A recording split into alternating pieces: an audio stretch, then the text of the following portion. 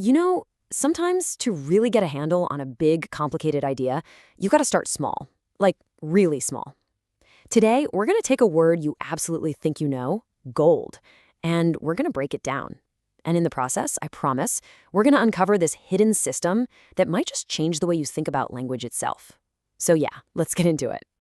But first, let me ask you something. What actually makes a word simple? I mean, really, think about it. Is it just how long it is? The other words used to explain it? Just kind of keep that question in the back of your head as we go.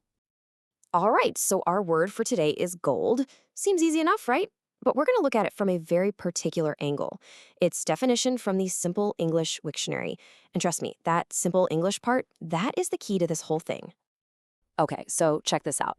Here's the first definition. It's super straightforward. Gold is a metal. You can use it for coins and rings, and it costs a lot of money. The language is just so direct. There's no fluff, no jargon. It just tells you what it is, what you do with it, and why it matters. Simple. And now, get ready for the second definition. It's even more direct. Gold is a yellow color. That's it. 4 words. It's honestly kind of shocking how simple that is, but it's 100% correct, right? It gets the job done with absolutely zero fuss. So let's just put them side by side for a second. On one hand, you have gold, the metal, with its uses, its value, even its chemical symbol, Au.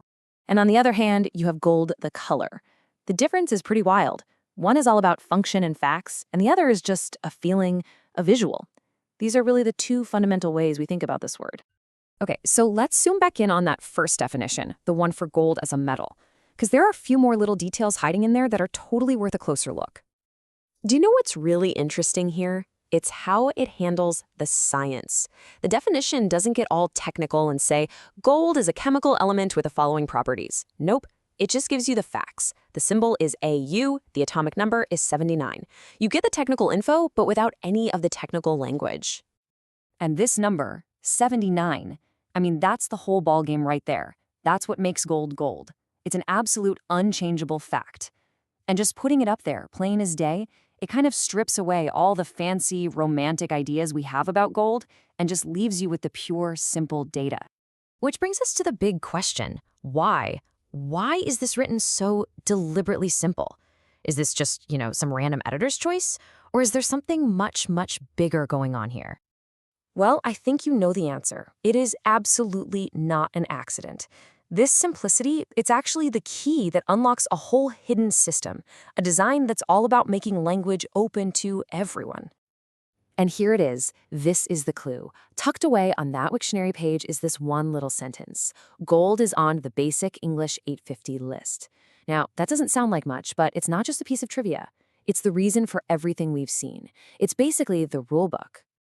So naturally, we have to ask the next question, right?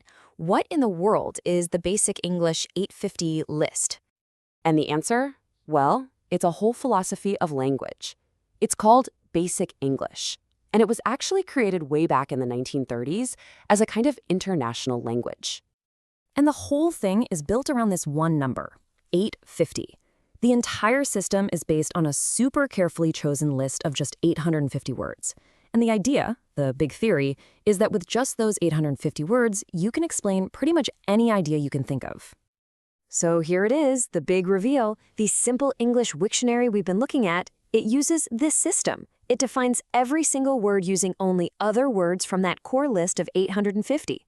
That's why the definition of gold was so incredibly clear and direct. It literally had to be. It was designed that way. And this is where it gets really clever, how the whole system grows. You take these simple core words, and you just combine them to make new meanings.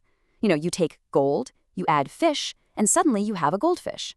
You take gold and a smith, a craftsman, and you get a goldsmith. You're not memorizing thousands of new complex words. You're just learning how to build with the simple ones you've already got. So, where does that leave us? We started this whole journey with just one simple word. And we ended up uncovering this massive system for communication. And the important thing to realize is that this isn't about dumbing language down. Not at all. It's about engineering clarity. Ultimately, the goal of a system like Basic English is to build a bridge. It wants to explain topics that could be really complex, but by using a vocabulary that is simple and, more importantly, shared. It's about making knowledge accessible to everyone, language learners, people from different fields, or, anyone who just wants a clear explanation for once. And that kind of leaves us with one final question to think about. In a world that is just packed with complex ideas and jargon and acronyms, what do we really gain when we make a conscious choice to keep our own language simple? Whether you're trying to explain a big idea at work or just talking to a friend, what's the real power you unlock when you just keep it simple?